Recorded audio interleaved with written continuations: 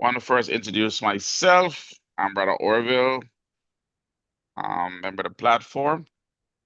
And in terms of topic I'm going to speaking about, which is finance, I want to make it clear before I even go ahead that I am not giving financial advice.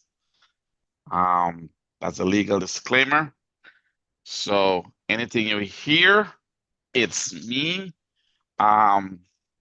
given my understanding of it, and it's not to be taken as financial advice to you directly. But why do I think I can give this advice? I have a bachelor's in accounting, economics, and management, a triple major. I did that, and then I did a master's in computer-based management information systems.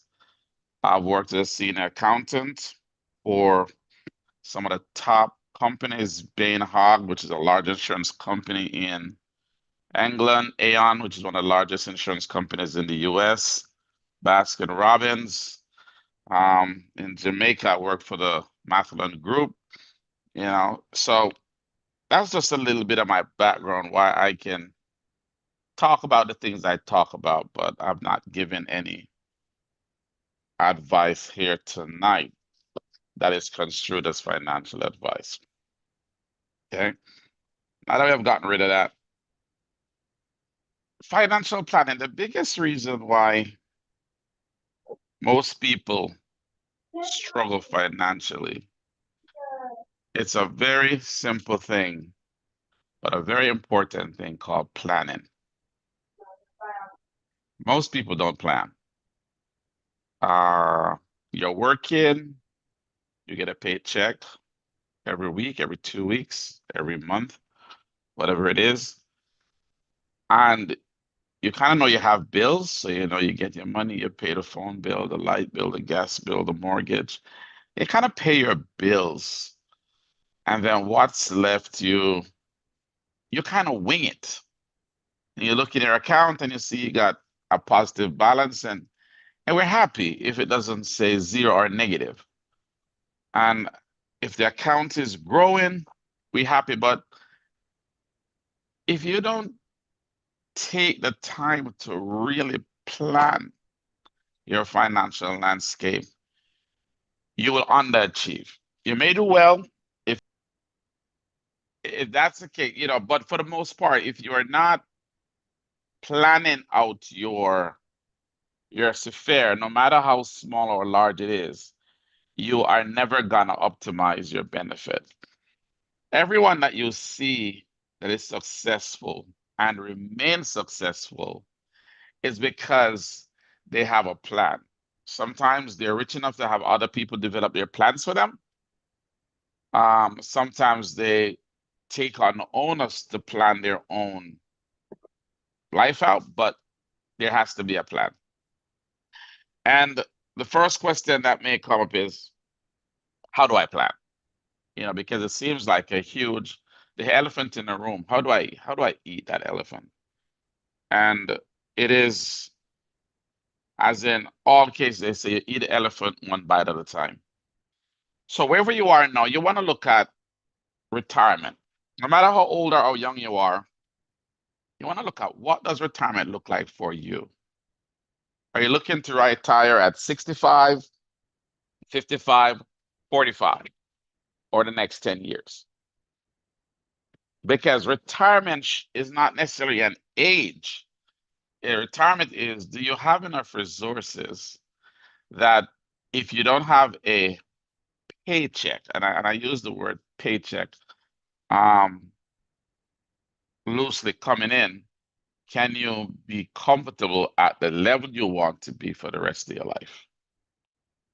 That's really what retirement is. The reason people go to 65 is that the system, the entire system that we live in is designed for you to work until you are too old to do most things. And then they say, hey, you can retire. And most people die within 10 years of retirement. Most people die. But if people are planning ahead, a lot of people will be able to retire a lot earlier. But then it doesn't benefit the system if people are retiring at 50 years old. Because remember, after all, industry wants you to work in their businesses, in their factories, in their banks, in their whatever their enterprise is. They want to use your skill, your expertise, your know-how, and at the end, they pay you a fraction of what you're worth. And that's how they build wealth. Right. So you have to sit down with your other half, or if you're by yourself, look at yourself and see, where do I want to retire? How do I want to retire? And you pick what time, what age you want to retire at. And it doesn't matter if you have the money now or not. You got to have the plan, because if you set up the plan, then you can work towards it. The greatest mistake we make is to think that we need to get the money to do the plan, instead of realizing that if you don't have the plan, the money is not going to come. So in my little notes here, I said, if you're looking at 30 years out for retirement, then you say, okay, what do I want the next 30 years from now to look like? And then you say, okay, for 30 years to look like that, what benchmarks do I need to hit at 20 years out? And what is it? Where are the benchmarks that I need to be at in 20 years to know that I am on track? And then you look at 10 years, where do I need to be in 10 years to hit my 20-year benchmarks? And then where do I need to be in 5 years to hit those 10-year benchmarks? And then what do I need to do now to hit the benchmarks 1 year from now to be on track? So when you spend the time to look at the long-term horizon and you bring it back to get to what do I need to do now? And once you figure out what the nows are, you have to put them in action. Many great plans are sitting on a shelf somewhere in the back of our minds, in the back of our thoughts, where we have these great plans, but we never execute. And the biggest separation between high achievers and talented people is execution. Because it doesn't matter how talented you are, it doesn't matter how brilliant you are, if you don't execute, you cannot be successful. And I guarantee you, if you pick your horizon and you start to work backwards in 10-year slots, and then you get to 5 years, then you say, what do I need to do by the end of this year to hit my goal? What do I need to do by the end of 6 months' time? What do I need to do in a month's time? What do I need to do my next paycheck? And when you boil it down like that, and you have it written, because you don't want to have your plan in your head, because I promise you, you'll forget 80% of that within a couple hours. So you want to have it written down. You have it somewhere that you can refer to it periodically and see, am I on track? Score yourself, grade yourself on where you are. And if you're falling behind, don't despair. Just make corrective measures. In a year time, you'll relook at it, see what did I miss? Where did I go wrong? And then what do I need to change to still be on track, or do I need to change my timeline? And once you are holding yourself accountable like that, you're going to find it gets easy and start to see results. And results is the biggest motivator. So planning, if you got to be planning for success. Most people, as they say, you don't plan to fail, you fail to plan. And when you fail to plan, you will not get the results that you could have. All right. So that's the first thing, planning. The next thing you want to look at is budgeting. And the thing about budget is that we have a wide spectrum of income earning. So someone earning 7 figures a year, their budgeting is going to look a little different in terms of the elements of that budget. So when you start to look at what is in the budget items, while they may be distinct to the person planning the budget, there are certain things that you should do. When you get your paycheck, I don't care if you make $100, $1,000, $10,000 per paycheck. You want to take 10% of your paycheck. It's as if that 10% never existed. And you put it away in an emergency fund. And that's if you're started from scratch. You're broke, you got no savings, you have a bank account with a $5 in there so that it doesn't get closed down or you don't pay the fees. 10% of your paycheck. Put it in an account and never look at it. Now you'll say, but I can't do without it. I only make 50 bucks. You spend discretionary more than that 10% every pay cycle. That McDonald's that you could have skipped, that coffee that you buy in the mornings because you say it's cold, and you could have get a thermos and take your hot beverage from home. That movie that you say I have to go see because everyone is talking about it. That cable package on your TV so you can see 5,000 movies and you never watch any. There's always somewhere that you can shave, but you need to take that 10%.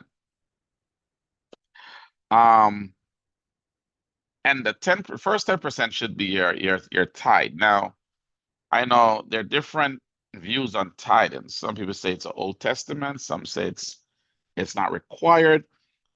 And the reality is God don't want our money, but God knows that because of the importance that mankind put on their wealth and their money, to part with it is a demonstration that you value God more than.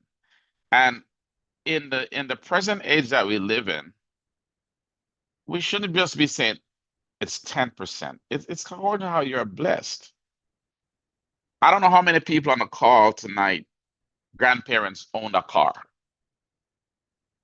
I don't know. My grandparents certainly didn't own a car. All right. My granddad had a donkey, which I found fascinating, living in the city and going to the country on the summer holidays. So you see, but most of us now, we live in nice homes, we drive cars, our income is way above what our grandparents were. So you see that we have been blessed that within 2 generations, we have evolved in a big way. So you should let your offering be symbolic of your blessing. And not just say, well, it's 10%, here's my 10%, I made $1, here's my 10 cents, not a penny more. God, you get yours. No. It should, if God bless you and you can give more than 10% because your needs are met and you're giving it to the work of God, go ahead. All right. Don't worry that you pay your tithes and every year the bishop changes his car. That's between him and God. You just handle your part. So you want to give God his 10%, and you want to put 10% in that emergency fund.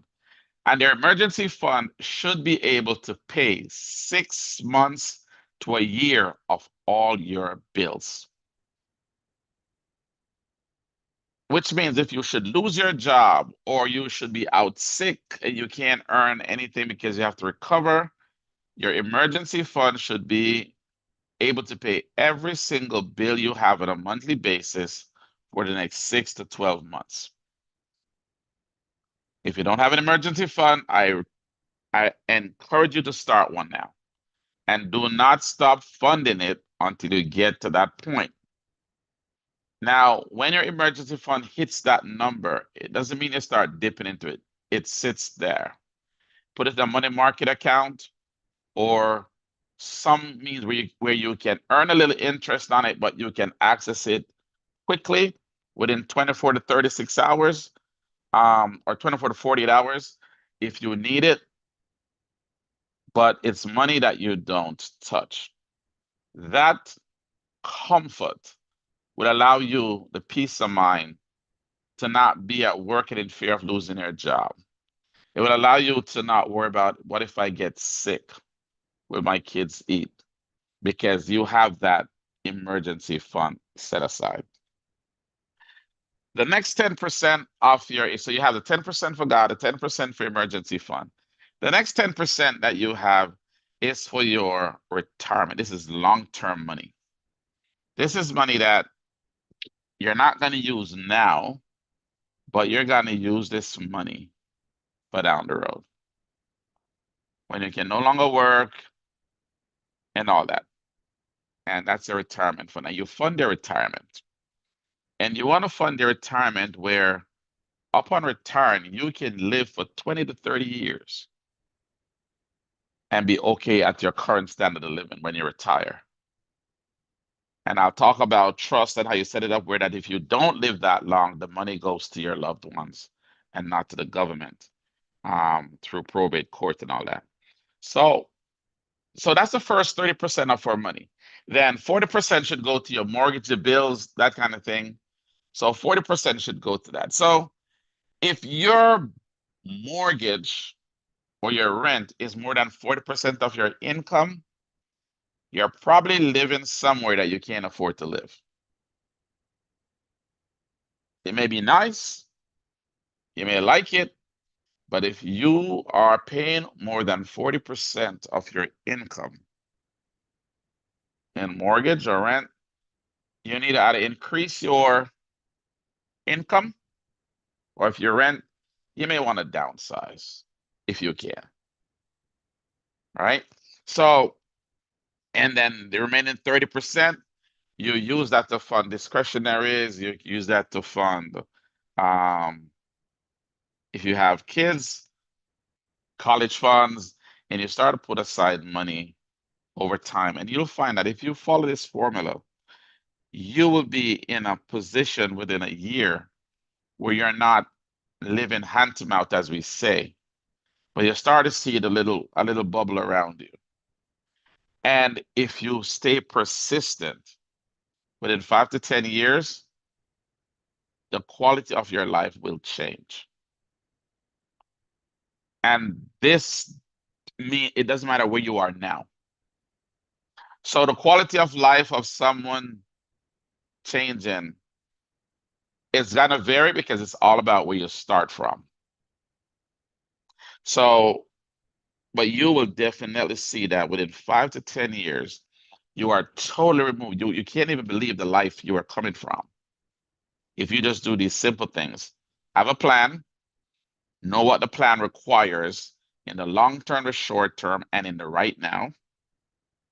Have a budget that you know where your resources are. And the thing with a budget is this: when you have a budget and you're budgeting, okay, I'm gonna spend $300 on groceries. What are my staples? And you write these things down. You go to the grocery store and you buy from your list, you will get everything you need versus you walking in that grocery store, especially when you're hungry and shopping. You buy so much more stuff that you don't need. And you wonder, where did it all go? Because you didn't have that list. Something as simple as a shopping list. You didn't have it, and you end up leaving some essentials and taking stuff that you don't need. It happens because grocery stores are designed to make you spend money. Where's the detergent in the store? Laundry detergent is always in the back. And the reason for that is that you got to walk past everything to get down there. And you're going to be picking up stuff as you make your way to get to the laundry detergent. You go into many department stores, the men's department is never up front. It's always behind the women's department or down in the back. Because men, we don't shop, or wives shop for us. When we come, we go right for what we want, we leave. But when the women come to get her husband a shirt, and she walks past this fancy dress, this Coach bag, she gets her shirt and she gets 10 different things for herself. It's designed that way. The candies are always by the checkout, impulse buy. All these things are strategically placed with a view. It's at eye level versus, companies would pay a lot of money to get their product at eye level versus being on the top shelf or the bottom shelf. It's a war out there for that space. But that's a different thing. But you wanna have that budgeting going, right? Now, for people who are higher income, one of the things you want to do if you are in a higher bracket, if you have a bank account with more than $250,000 in it, you may want to have multiple bank accounts, but it's the first thing. And the reason being, there's a federal insurance on bank balances. And in COVID, it went to $250,000. I didn't check to see if they've dropped it back to pre-COVID levels. But if the bank should go belly up, you're only guaranteed up to that amount. So if you have 10 million in an account and the bank goes bust, you only get that 250,000. And it doesn't matter if you have 10 accounts in the same bank. So you might want to have multiple banks if you have high balances out there. Then investment funds. So did you know if you bought the shares of Chase 10 years ago, if you have $1 million, put it in the bank account, and you say, I'm gonna let the interest grow on that. And you bought the stocks of Chase for that same $1 million 10 years ago. Today, the value of those stocks will be worth so much more than what the balance in your account is. So you don't want to just spend money put in the bank. You want to buy the bank. You want to buy the shares in the bank, right? Now, as I say, I'm not giving financial advice, but stocks and bonds will always yield a higher level of return than sticking money in a savings account. If you have time, and what I mean by time, we all don't know when we're gonna die, but if you have time and you invest in stocks and bonds, your money will grow faster. And there are times where the market will crash, leave your money in, it will go back up. In fact, when the market is in a free fall, that's the time to buy because it's got to go back up. So if you have a lot of money or you have excess funds outside of your emergency fund, you want to start looking at mutual funds. You can buy some that are more secure, but the more secure the fund is, the less it's going to earn, because there's a correlation between risk and risk and reward, right? So you wanna sit down and have a conversation with a financial planner about, how do I invest this extra money? Because I have this money, it's in a savings account. I earned 1% last year, which they taxed. So what do I do with this money? And there are other ways to invest your money to make a decent return on your money. All right, I want to talk about liability now. So there's a saying that you want to control everything and own nothing. And the reason behind that is the government can only tax what you earn, right? The government can only tax income. So if you have an asset that is growing, but it is not classified as income, they can never tax it. When Elon Musk decided he wanted to buy Twitter, what he did, he went to the bank and he said, I want to use my stocks in Tesla as collateral, and I want you to give me X amount of money. And it was like 40 million or whatever billion. And then he went to investors and say, hey, I want to sell you a piece of this business venture. And they say, what am my stocks in Tesla? So he used the same stocks as security for the bank. The bank gave him that money, and investors gave him that money. But the government cannot tax those stocks because he never sold it. But he's borrowed money off this asset, and because he's borrowing money off it, it's a loan. It's not income. It's a loan. You got to pay it back. So he has all this money to do whatever he wants, but it is not income. So as happy as I am for Brother Rob and his management job, every paycheck is income. True. So at the end of the week, when you look at that number, you see, man, I got to pay so much for Social Security, Medicaid, state tax, city tax, income tax. And you're like, gosh, they're killing me. If you are a W-2 employee, you pay the most tax of any category in this country. That's the worst place to be, but it's where most people are. Okay? It's just the reality of it. So if you own personal property, you want to have it in an individual land trust. If you own a business, you want that to be in a personal property trust. If you have assets like cash, you want that to be in a personal property trust. And all these trusts will be owned by a living trust. And you are the beneficiary to that living trust. So you don't own anything, the trust owns it. You don't own nothing. You're just a beneficiary to the living trust.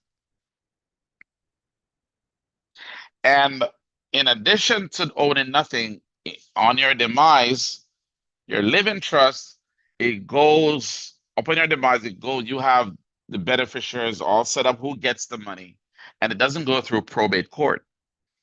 Because we've been all pumped in our heads, make a will, make a will, make a will. A will is good, but when you make a will, upon your death, it goes to a probate court, a probate judge, a person. Your trust is similar in that it's a legal document that you set up. It gets its own EIN, it files its own taxes, it has its own rules that are associated with it.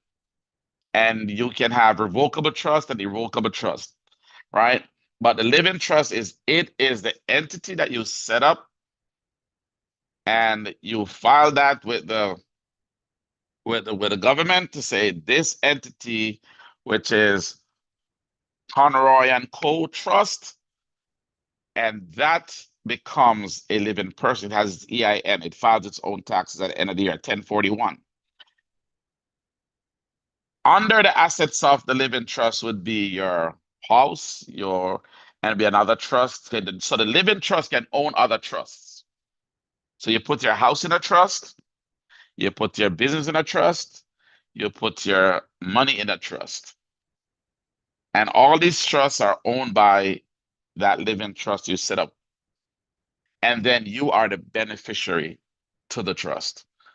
So you don't so the trust is set up and you get the benefits of the trust. So you don't pay taxes on the money coming in because it's the business that gets that money, right? And when you die, because the trust is set up, the trust will pass on to who your beneficiaries are because it's independent of you. You are just a beneficiary to the trust. And you're gone, new beneficiaries are in place. So the trust lives on, and all the assets in the trust are there, right?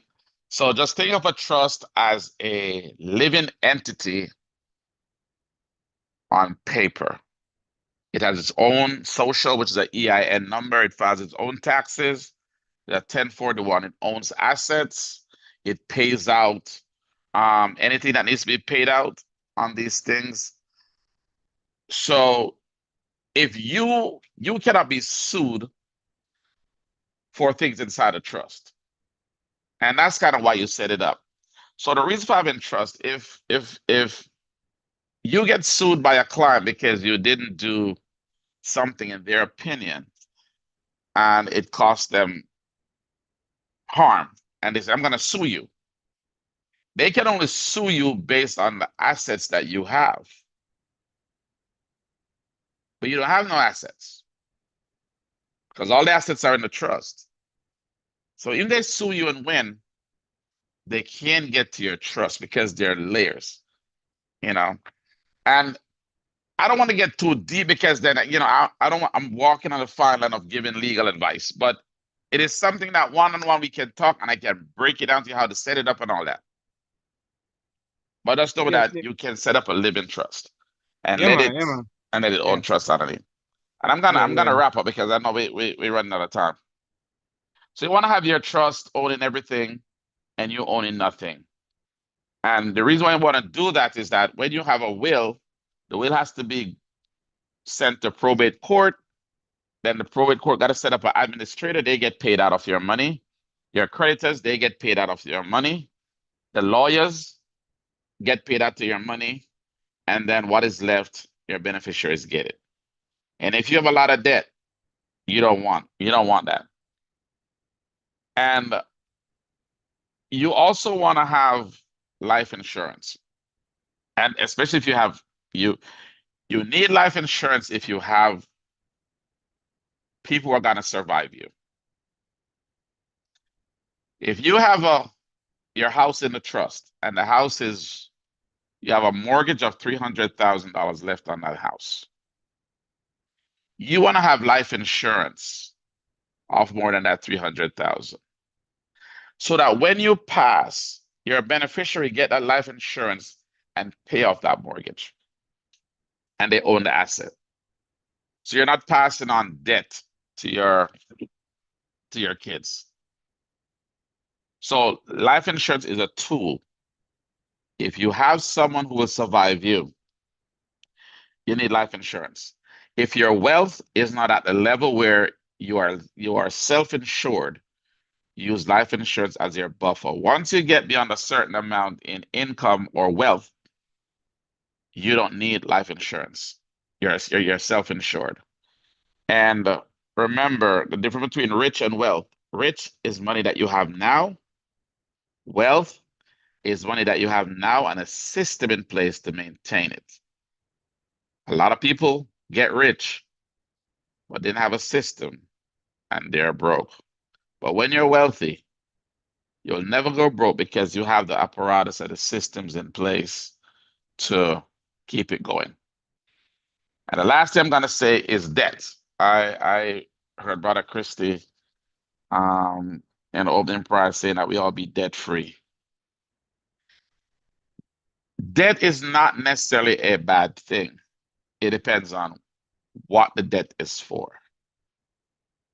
So if you have credit card debts that you're consuming, and if you consume the stuff that put you in debt, then yes, that's a bad thing because that is not generating any money and you got to pay it back.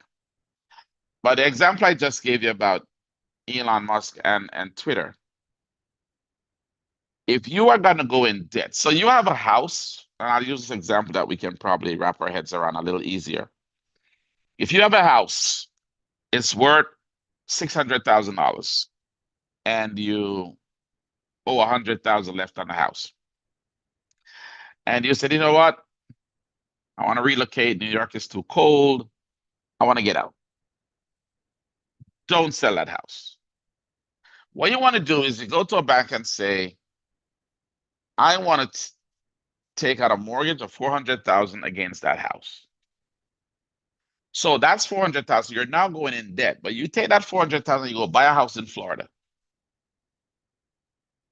You own that house free and clear. And then the house you own in New York, you rent it out. The rent is paying the mortgage. And if you live another 20 years, you would have paid off that loan just from what your tenants have been paying you, and you would now still own that asset which would probably be worth 700,000, 800,000 at this time.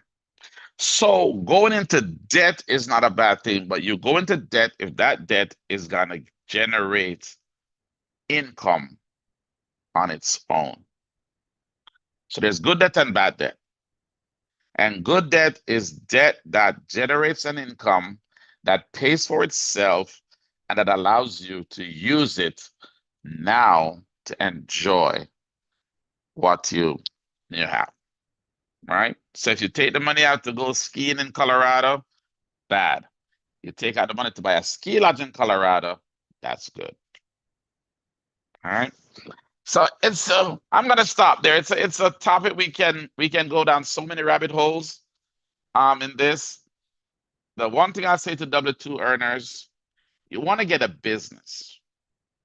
You want to set up a business, whether it's a sole proprietorship, LLC, it doesn't matter. You want to set up a business. And the reason being, you have to have some way of writing off your tax liability. So if you earn 100,000 on the job, great. You pay $30,000 in taxes for the year. But you are good with your hands, so you have a business on the side where you do painting. And for the year, you made $20,000 painting. But when you add up all your expenses, the paint, your time that you're gonna value your time, the driving back and forth from the jobs, the vehicle that you're using, you're gonna apply a portion of the cost to your business. You store the paint in your house, you're gonna say, hey, I got a home office. You add up all these costs and you say, I made 20,000, but based on the cost that I've assigned to the business, not necessarily what you spend, but what you assign to the business, I assigned $40,000 in taxes in cost of the business. So I made 20,000, but I spent 40,000 in theory. So I made a $20,000 loss. You can take that $20,000 loss, add it to your income. So now you didn't make 100,000 last year. As far as the government is concerned, you made 80,000. But you paid taxes on 100,000. So the government is saying, oh, that 30,000 we took from you should have really been 19. And you get a refund check of 11,000. But you can only do that if you have a business. The tax laws were written for corporations and they just added people because they needed some way to fund all these tax breaks that they give to corporations. All right, I'll leave it there. Turn for the brother Ruchard, or any questions that is out there. Hold on. Yes, Brother Allen, can you hear me? Yes. Yes, okay. I have a question. And I know some of the wives were invited to be on a call. I don't know how many are actually on. I'm here with my wife, and it's a lot of good information.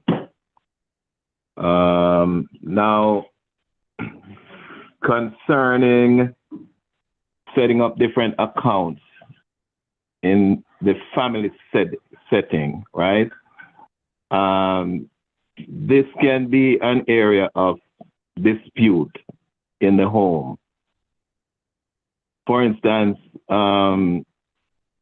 you may have a couple where the wife wants to save, but the husband wants to spend, or vice versa.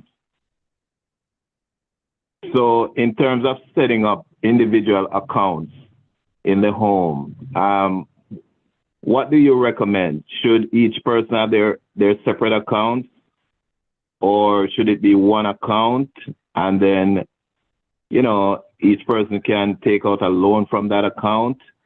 What's the best practice for that dynamic so that you can minimize the disagreement in the home regarding finances? Because some of these issues can eventually even lead to divorce. So what do you recommend in that area, my brother? Okay. You're so correct. Financial problems is one of the leading causes for divorce. Because when the money runs out, love takes a backseat. All right, so the best way to handle something like that is you want to have a number of accounts. You want to have a joint account, which is your expense account. That is the account that we pay the mortgage from, the utilities from, both your names on that account, and that's where the paychecks go. We can see that money because transparency is also important because if your wife don't know what you make, she will always assume that you make more than you do. It's just a norm.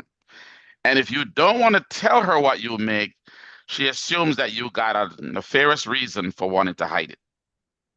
It doesn't matter if you're saying that, well, she likes Coach handbags and shoes.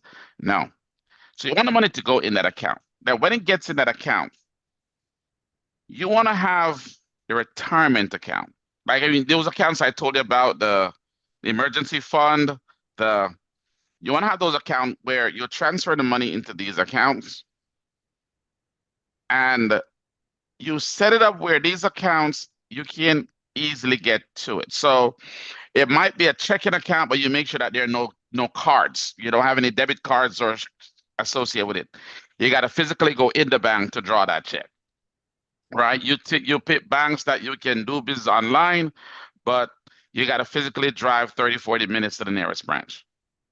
You put layers. I remember one couple, what the guy did, he put the cards in a cream dish, we call it, and he would freeze the cards. So when you see things on the TV and say, "Oh, I need to buy that," by the time it thaws and you get the card out, you know what? The impulse to go. Impulse buy is a very big thing. That is why a salesman try to get you to buy now. So you ever go to these trade shows, or if you decide now you get this deal, but if you wait till tomorrow, you can't get it. If you walk out of this room, you can't get it.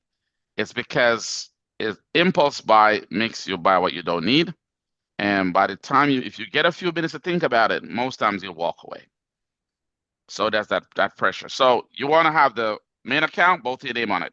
The emergency fund, it's there. You can both see it, but it is not touched. And if it's to be touched for any reason, you got to agree that, listen, we don't touch that unless the boiler blows up. The roof is damaged. One of us is out of job and we need to pay the more, that's the only reason we touch it. That you agree. Then you want to have your account and her account. It's important that you have these separate accounts. This is an account that is in your name only, an account that's in her name only. And so if you want to buy her flowers or surprise her with a surprise birthday party, you're gonna spend from that private account that she can't see, she doesn't know about. But she know it exists. She just doesn't see it, right? But she can see the transfers going in.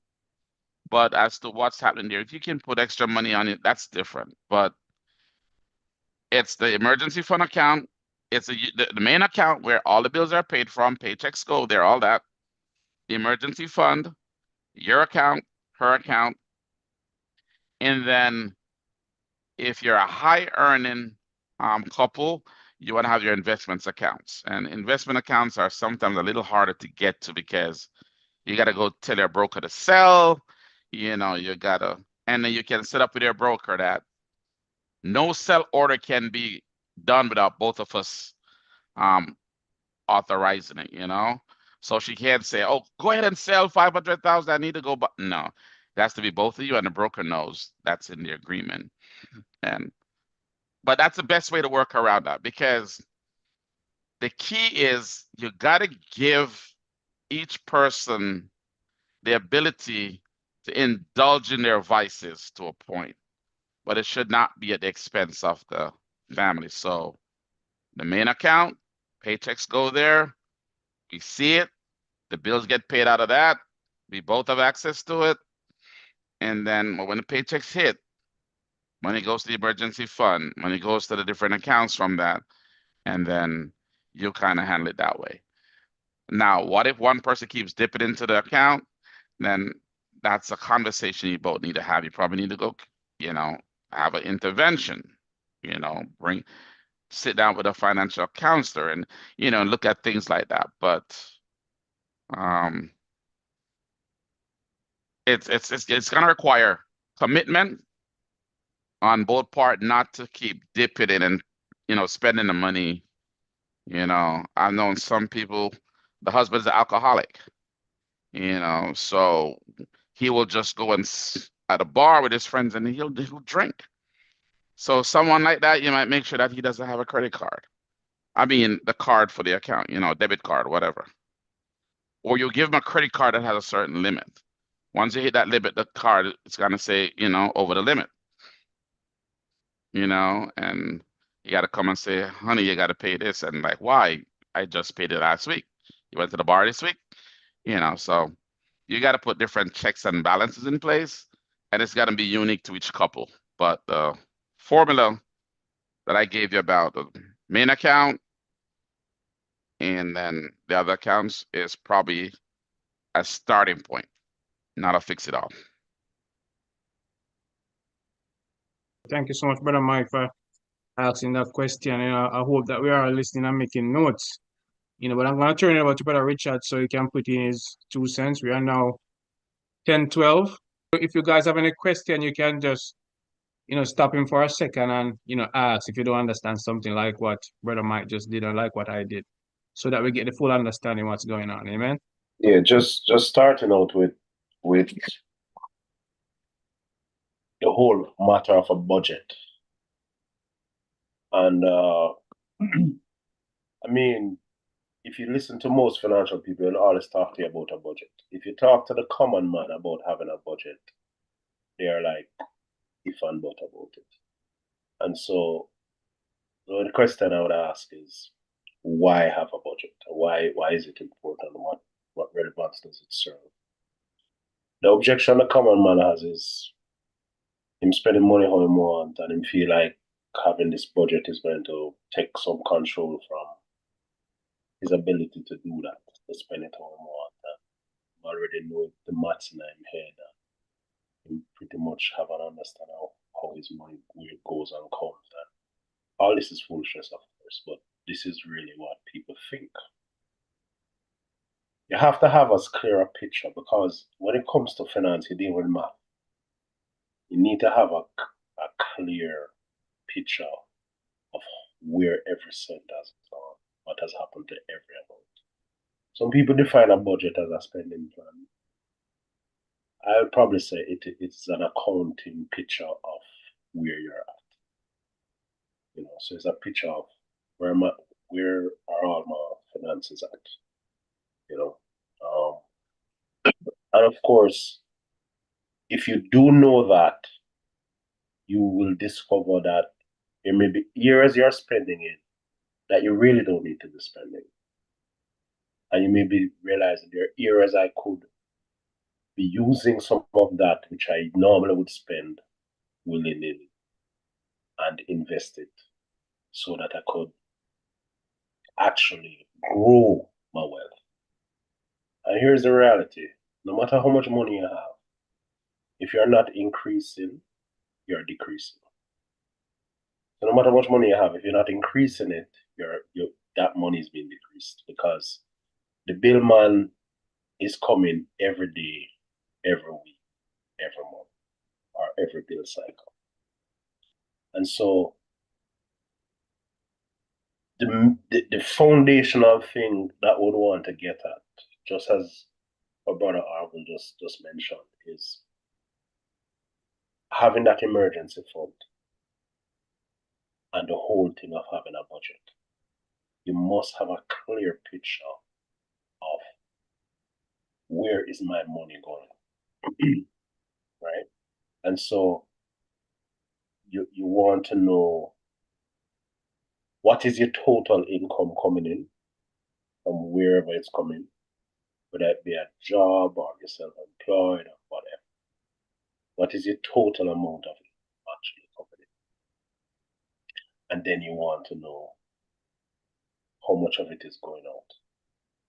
And you're going to probably list it from what you consider most important to least, which has to do with like most people would probably put their rent or their mortgage as most important, and then they go to the utility bills, food, coming down.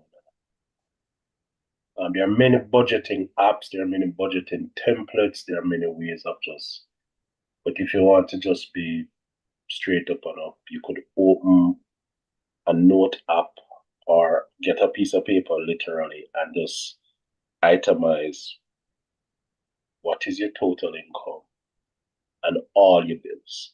And even after you've done all the known categories for what you are for what your bills are, you include like a thing called miscellaneous, which is you do probably an average of things that sometimes on a weekly or on a monthly happens that you end up spending on that is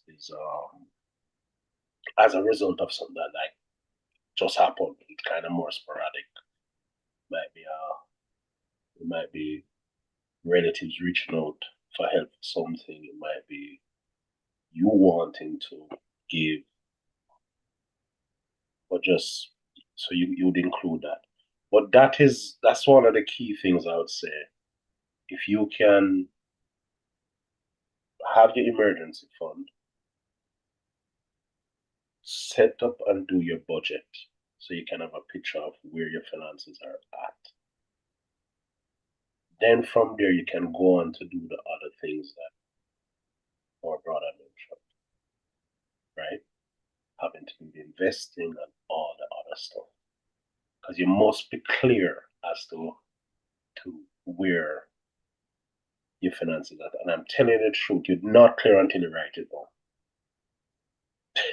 No matter how much you have it in your head, when you begin to write it down, it becomes much clearer than whatever you have. And making sure to always keep a track of it in a written form going forward is going to be one of the first foundations. Whatever an emergency fund. But just having that takes off a lot of stress as opposed to looking at zero every time. So if it's even $1,000, if it's even $10,000, if it's even $5,000, whatever the amount, and if you can keep kind of just increasing it more, and you know that it provides a real financial cushion, a real psychological cushion to know that if an unknown happens, at least I can, rally to that and take care of business. Yeah, that's very good information. And as I mentioned, what an employer may provide, and they have different names. The most famous one is 401k.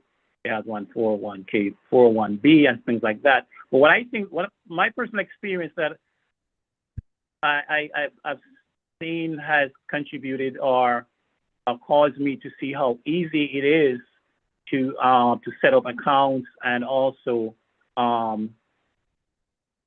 build wealth. Maybe not as fast as I would like it, but build wealth. I remember when my company offered all the employees 401k, I didn't really know what it was about. But as I learned about it and they presented to us, one of the things that they talked about is how you can have it automatically, have the amount that you contribute automatically increase, whether by 1 or 2% annually. And so I selected that. And from 5%, I see it grows from 5% to 14%. And then I remember once when my son went off to Penn State, I took it back down to 1%. And then I noticed that it went right back up, and now I have it at 14%. And it seems like you don't even miss the money that's been taken out the top to go into your 401k. So in addition to the 10% emergency fund, I think one of the things that we should, if we have 401k on our jobs, we want to look into it and see how we can set it up so it has like an auto increase where there's 1%. I know 2% is available, but right now I know that 1% is available, where you set it up so every year annually it automatically increased by 1%. I see it makes a big difference, and it's money that you almost don't miss. I want to add a little thing to that too, Brother Curtis, so everyone know. The thing with a 401k, it is pre-tax income. So when you get your, let's say they pay $1,000 a week, you don't pay, and they take out $100 for your 401k. You don't pay any tax on that $100. So you only pay tax on the $900. It's called a tax deferred account or a qualified account. And the government is doing that so you can earn more it compounds faster. Also, by law, they have to match the first 3%. So the first 3% that you put to a 401k, your employer has to give you that dollar for dollar match. So that's free money to you.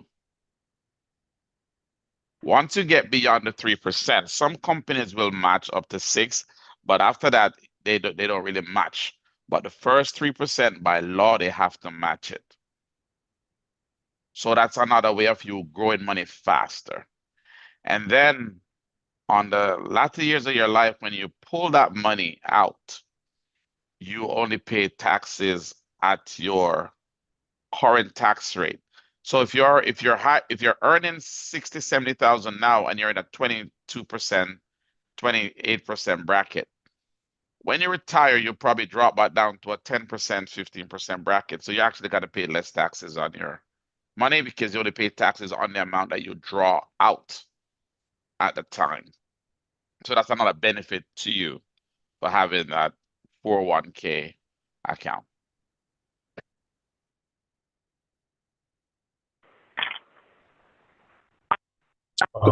Good night. Go ahead. Yes, sir. Good night, gentlemen. Good night. Good night. Brother Steve here. So many questions I would want to ask, but well, Brother Orville, on the 401k, because I've heard a different well, not said different, but I mean, not saying 401k is not good, but people also say that a Roth IRA, even though you're paying the taxes up front, it's you're paying the taxes for the current taxes now. Basically, the what they're saying is that when it's time for you to retire, the taxes might be higher. So paying the taxes now will be the benefit, even though it's a Roth IRA you're paying up front, but because you never know if taxes might go up in the future. And the other question is no, that's my first question. The other question is what do you think about Bitcoin? Thank you. So let's start. Let's take the 401k Roth IRA question first. A Roth IRA is IRA means individual retirement account, and a Roth is a specific account which uses post-tax dollars. So remember that example where I said you made $1,000, 100 goes to your 401k and they give you $900 that they tax? That money you receive from the tax 900, you can put that in a Roth IRA, but it is capped as to how much you can put for the year. I think it's up to about 7,500 now. It used to be 6,000, but they've increased it over time for inflation and other things. So once you get to that limit, you can't put any more. So in a 401k, or if you're self-employed, you can use a simple IRA or Keogh plan, all these things. You are able to put away more money and get the benefit. Now, with the Roth, because you pay the taxes up front, when you pull that money on the back end, you don't pay any taxes because you already paid the taxes, versus the 401k and the regular IRA, which is not the Roth. Because that money goes away tax deferred, you pay the taxes when you pull the money out in your latter years. Now, the reason why they say you can have a higher income in your latter years, if you are earning $30,000 now, and you're saving in an account, a 401k, whatever. But by the time you get to retirement, you've been prosperous in your life. You know, you got a promotion in Brooklyn, you have the different um assets that you have. So now your income annually is put you in a higher tax bracket. So yes, when you pull that money, you'll be paying it at the higher tax rate. But that's a good problem to have if you call it that, because it means that you are okay. If you, however, were on the flip side of that, where only that $10,000 a year that you're getting out of your your 401k is the only income you have, then you'd be grateful that you're paid it at the 10% interest, tax rate rather, versus the 36% that you could have been paying if you were making over a certain amount, right?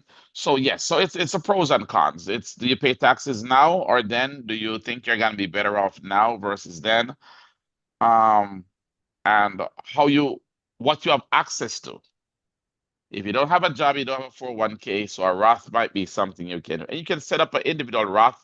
Most banks, most investment houses, you can set up a Roth IRA or a individual IRA. If it's a Roth, the money goes in. If you don't take it out, there's nothing to file. If you set up a traditional IRA, when you put the money in, you record it on your tax returns to reduce your income by whatever you contributed to reduce your tax burden in the current year, because you'll be paying taxes on that when you pull it out in your latter years. All right?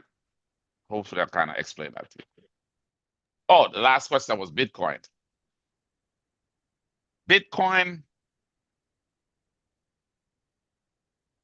it's an individual decision based on how risk averse you are. Bitcoin is cryptocurrency. It's a fictitious item that has value because the people who own it has convinced us it has value, right? It's like diamonds. Diamonds are so common that diamonds has no value really. But the bears, they go ahead, they buy up all the diamonds, they keep them in a vault, and then they price the diamonds that you have and say, oh, it's worth. But if you should ever buy a diamond from a jeweler and then try to sell it back the next day, you realize that it is worthless. To get people to buy diamonds in the past, what they did, they gave movie stars and famous people diamonds, and they launched a magnificent campaign saying, if you love the woman, you got to give her a ring that is worth 3 months' salary. And they got it ingrained in our DNA. So now the ladies love diamond, have no idea that diamonds are common, cheap, and really worthless. And something like beryl or topaz is actually more valuable in terms of spectrum. If you look at diamonds through a filtered direct laser, it is black, it's ash. But you look at some of these other gemstones, it's sparkled.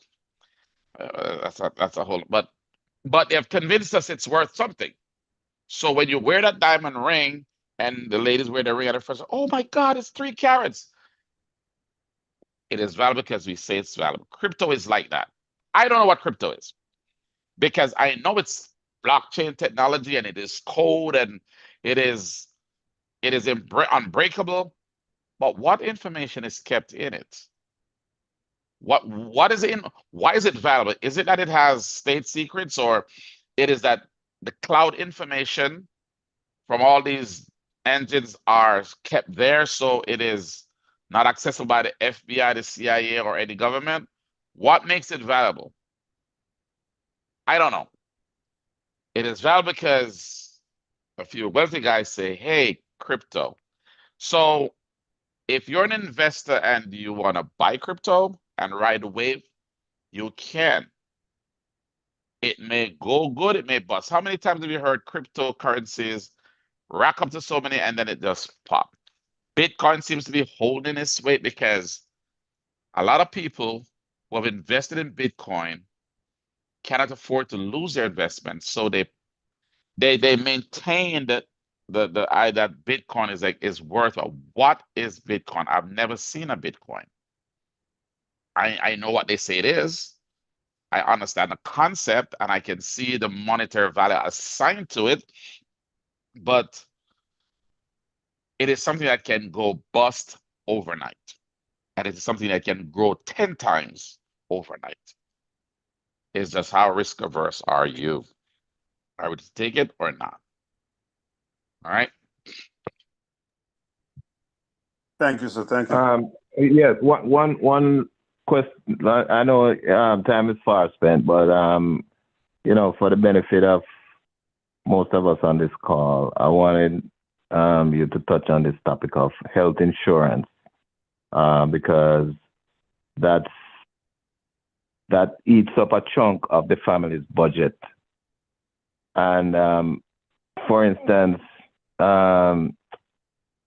if two persons, if both husband and wife are employed, most companies offer health insurance,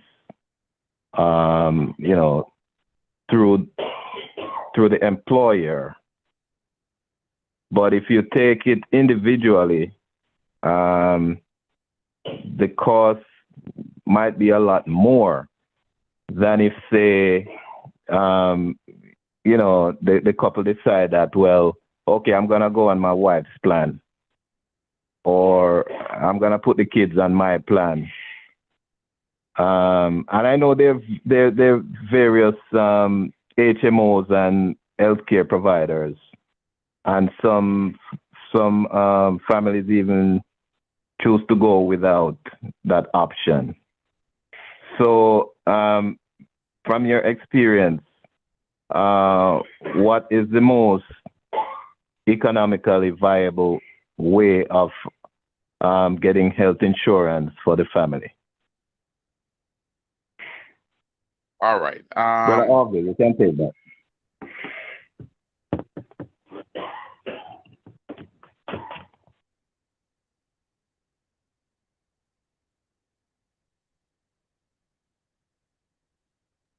All right. Yes, I was muted. All right. So health insurance. The real problem with health insurance is that the insurance companies are greedy. That's really the main thing. That's why they fought and spent a lot of money on lobbyists to try to kill Obamacare, because it forced them to take people who had pre-existing conditions. It provided certain restrictions on the different tests they could order, because you would go to the doctor, he said, I have a cough, and he sends you for MRI, and he does every single test under the sun that has nothing to do with a cough to tell you that you need some Benadryl, because he gets paid for these things. So the companies are the ones that really drive the cost up. Unfortunately, they have a stranglehold, because can you afford to do without it? If you have young kids, you probably can't. As you get older, you probably should not cancel insurance, because going to the doctor is very, very expensive. And if you don't have an insurance provider that will cover some of these costs, if you look at your bill when you go, you see where when you go with your insurance card and you get the bill, it shows that the procedure, it was 2,400, but the insurance company discount is 1,700. And because these doctors, the insurance company forced them to say, hey, we know that it costs only $200 to do a stress test. We'll allow you to charge as much as $4. Anything else, we ain't paying you. And they say, fine. So the guy who comes without insurance, they charge him the 2,400 for the stress test. That only costs 400. So insurance helps mitigate some of these costs, because they keep all the thieves in the game honest. if you have insurance on the job, a lot of time what will happen, if you take the insurance from your job, you pay very little. The minute you add a family member, it jumps a couple $100 per month. And because they're saying, oh, you get the preferred rate because they're employee, but your family, they can be on the plan, but you got to pay for them full coverage. And you're paying these ridiculous amounts. But it is unique. If you're young, you're single, and you don't really have a lot of health problems, you can gamble and go with a very minimal coverage.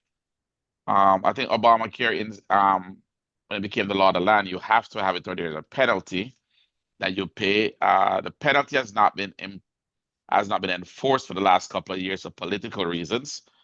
So a lot of people who didn't have coverage didn't get penalized as badly, but I think that penalty kicks back in this year, or it did last year. But it is just it's that catch-22. You can't do without it. And if you don't have it and something goes wrong, you can be in a whirl of financial constraints very quickly. You get sick, you get a flu that you didn't know you had an underlying condition, and then your medical bill runs up. The hospital doesn't really want to treat you without insurance because they're not sure you're going to be able to pay $700,000 in medical bills. And it's easier for them to write your time of death than to save you. And that's the reality of it is. They're in the business of making money, not saving lives in many of these hospitals that we have around. So it's just one of those necessary evils that you have to do. If the kids are young, you can keep them in the government programs until they get to a certain age, then they switch to yours. But I don't see a way around it. It's just got to be on an individual basis, what works for you. I know people sometimes try to skip a year and say, you know what, I'm healthy this year, but I got to pay no insurance, and then something goes wrong, they're in trouble. So it's an individual call, family by family. You got to make that call. But I would recommend that you have insurance. Yeah, I wanted to address the Bitcoin question. Brother Steve posed. The key thing I would tell you is that for the future, the value, even from now, but from now to the future, the value will be that it will represent trust. So let me kind of just give a little definition of what it is. We have what you call the blockchain, which is really a ledger system. And ledgers are what all banks and even businesses and so on, every institution that handling some sort of finance that they're using a ledger, right? And this is exactly also the expertise of Brother Orville here. That's where the whole accounting takes place. And you show inflows of cash, outflows, and also, basically assets, profits, liabilities, or assets, revenue, liabilities, whichever breakdown. Anyway, so this is a public ledger system. That's what a blockchain is. And because it's public, everybody can get a copy of what the original ledger and up to the now history of transactions that have taken place. Most ledgers, like the banks, are pretty much private, apart from public companies that present and may give an accounting for what happened during the year. But they're not revealing like individual customers' account information or anything like that. This public ledger system, it has encrypted all the information. So at the same time, you can see the transactions and see what happens. It protects the holders of the specific accounts. All right. So I'm trying to keep this as simple as possible. Because it's a public ledger that everybody has access to, everybody can get a copy of on their device, their computer, their laptop, whatever. The whole matter of trust becomes established just by that fact. In the sense that there's a way in which each transaction is verified. And that's what they call a consensus. There are multiple different blocks they kind of compete, and then one transaction will go through and it becomes time stamped and the amount is stamped and it's encrypted. It's unchangeable. So it's not like anybody can go and tamper with that once it has been made a part of the block, right? Now, here's where the whole value of it comes into real perspective. We know that the US dollar has been like the main currency upon which all other currencies kind of is based, or the whole world economy is based, right? Right now, that is being challenged. You have the BRICS, which is Brazil, Russia, India, China, South Africa, and others joining. You know, kind of spearheaded by China along with Russia in terms of forming their own bloc and whatever. There's a lot still to be done there and all that, but there is that. Point is, oil, which was like a main thing that also supported the US dollar because transactions were being paid in US dollars for oil purchases and oil trades. All those transactions now, the guys in the Middle East, the oil producing nations, they are now starting to take, you know, the yuan and so on, and all these other different. So that's a beginning of a challenge. There are other challenges to the US dollar. So over time, you're also having a break, you know, a continued breakdown between East and West. Let me sum up what the meaning of all that is. That's trust breaking down across the board, where you're going to have whole blocks of nation who says they don't want to put their trust on the US dollar and what's happening with it. And then there are other nations going to say, we don't want to be on the BRICS system either. And eventually they're going to have to come to something on which they settle on, right? Now, some people suggest might go back to gold, but it might not be as ideal for the present technological age. And this is where Bitcoin, which so far has not, the security of it has not been violated. Individual people's accounts guessed and accessed, and people do all kinds of things, but the ledger system of it has not been violated. Nobody has been able to hack it, to overcome it, to whatever.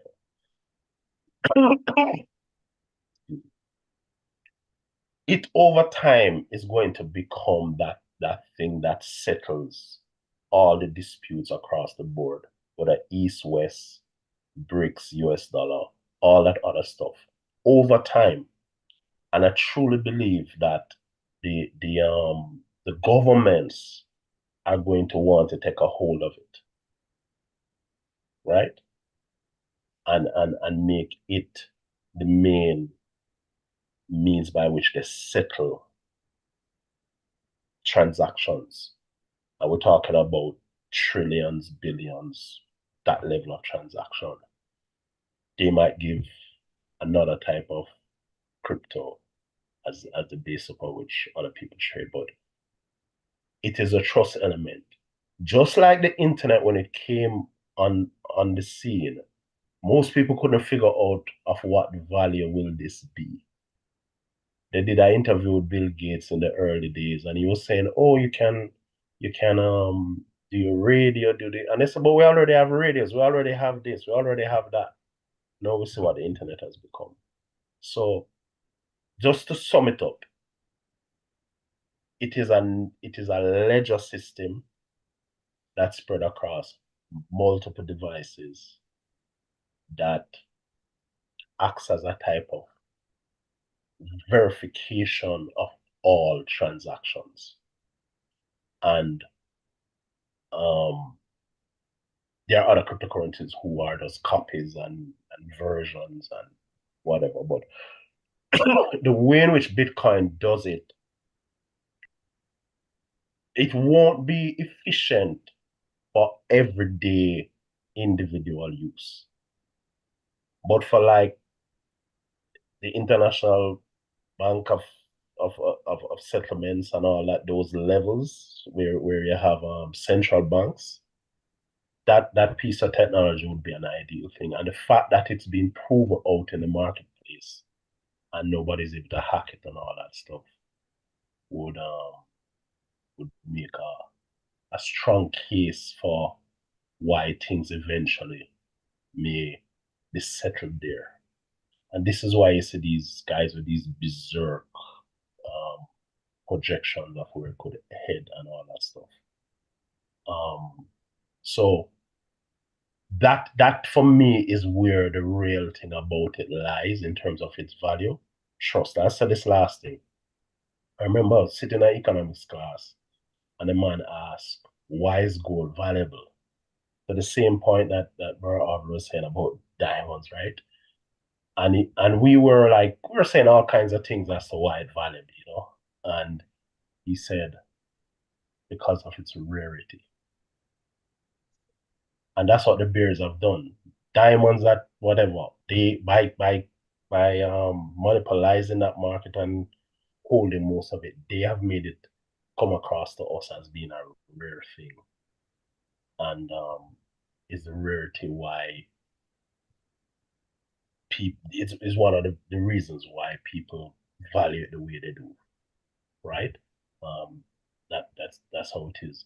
Because even gold right now, they're finding so many mines from which they can get gold that everybody kind of say, how rare is gold really? But again, the rarity thing is plays a role in why people perceive a thing as valuable.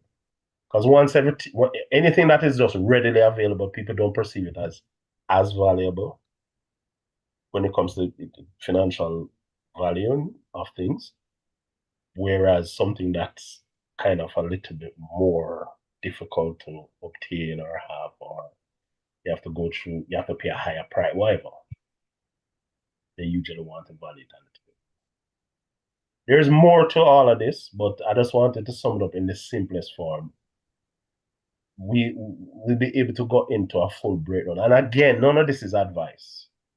This is just an understanding of the information gathered over years of research and study, everything related to markets. So Bitcoin, it has a value. Warren Buffett will say what he says, but he was late to Apple, late to Amazon. And he always says you invest in what you're competent in, and he was not as knowledgeable about those areas. So that's why he ended up getting in so late. Again, his view on Bitcoin is that it's rat squared poison. Monga is past it. But it actually has a value that will come more in light as the distrust between nations and regions within the world break down. I will know biblically, it tells us that there will be a mark and there will be a number, right? So we know eventually that's where the whole system is headed. With that, Amen. Amen. But yeah, that's what hold on. Yeah, it's 11 o'clock now. I think Oh I yeah. see brother Steve on mute. I see brother Orville. Brother Steve, you was gonna ask a question, or I was going to you was actually gonna say add. I was going to add something to All right, go ahead. Go ahead, my brother. We give you grace. yes. Sorry about us. Yeah, the Bitcoin thing. One of the other things that we must also know about Bitcoin is that the American dollar, all the money around the world can be easily printed. And the history of Bitcoin is, and was the system of how it was put together was that after a certain time, after a certain time, they can't make any more. It can never be printed again, or it can never be. You can never mine. That's the word. Mine any more of it.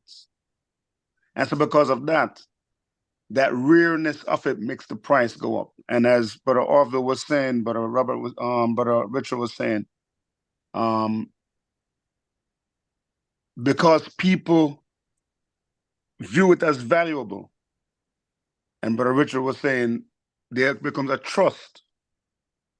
There becomes a trust. One with another, a man. If you go to the stock market, there's always a buyer and a seller. And the reason is why you have buyers and sellers, because they trust each other to buy and sell with each other. And so, because Bitcoin, there's a trust between a buyer and a seller, it makes it valuable. Now, the main thing that Bitcoin, or the main question that Bitcoin answers, is inflation. I remember when I first came to this country, a friend of my parents bought a house. You probably know the area, Bruner Avenue off Boston Road, right by the White Castle. She bought one of those 3-family houses. It was $300,000 when she bought it back in 88 or 90 when she bought it. $200,000. House like that right now is over $1 million. And we would say to ourselves, oh man, she make, if she had sold that house now, she'd make a lot of money. But the question is how much of that increase in value is inflation? How much of that increase in value is not really increase, but part of it is inflation. And that's what we get with the money, they call it fiat, that we have, American money, Jamaican money, all these different money. A lot of countries right now are in trouble.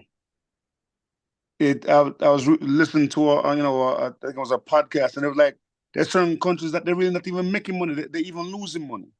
People are going to work, and the money that they're working is worthless, because inflation is totally wiping out people's savings. And one of the things that they're saying Bitcoin answers is that question, the inflation question. That's why there are countries, small countries, that are buying up Bitcoin. And one country that's buying up Bitcoin and getting themselves out of debt is El Salvador. El Salvador is completely, I believe, even debt free right now, and turn the whole country around. And big governments don't like it, because the countries are not beholden to them anymore. So governments don't like Bitcoin. So the negative news you're hearing is not necessarily true, because the governments that stand to lose because of this thing that will not be, they can't print it, they can't make more of it and dilute it. And as Brother Richard Herman said, they haven't figured out how to crack it. The person or the people who put it into existence have totally what's the word? Can't be found, and so they can't figure out how to crack it and stop it and manipulate it. And so, but the basic thing is this: it's something that's probably you can't even do it on the ground floor anymore. But the what's the word? The trajectory, where it will be in 10 years, 20 years, 30 years from now, as we're talking about investing, you never know. It's almost like when you say, okay, I bought this Michael Jordan rookie baseball card when I was, young, and I just had it in the house. Didn't know. I know it worth such and such. That could be Bitcoin to us. And so I would, again, not giving any advice, I would, tell men not to shy away from, say, looking at it, because you never know what it could be in 10 years. God bless you.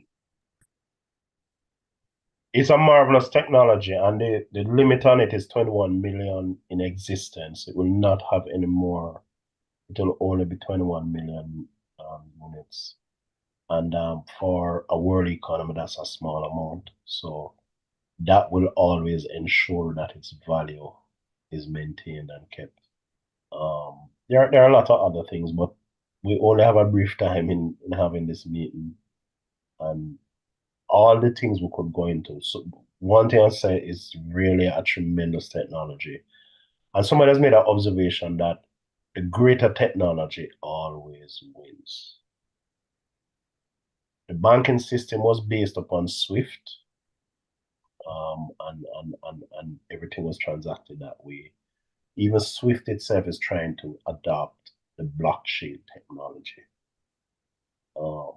And so the one technology out there that's proven and has never been hacked again, I must say, is Bitcoin. And it already is native to all the technology we deal with already. So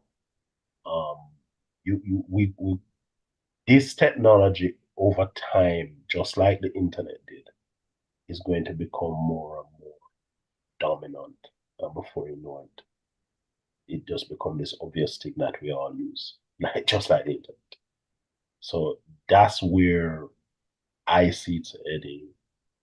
You do your own research, you do your own thing, but I'm just sharing with you what I've found concerning it so far.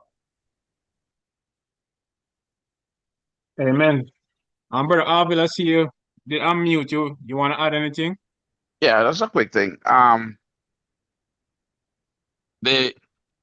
Like Brother Richard just say, it's 21 million units of Bitcoin that will exist, and the biggest value that Bitcoin has is the technology behind it. And what you're gonna see is a lot of these nations are now doing their digital currency,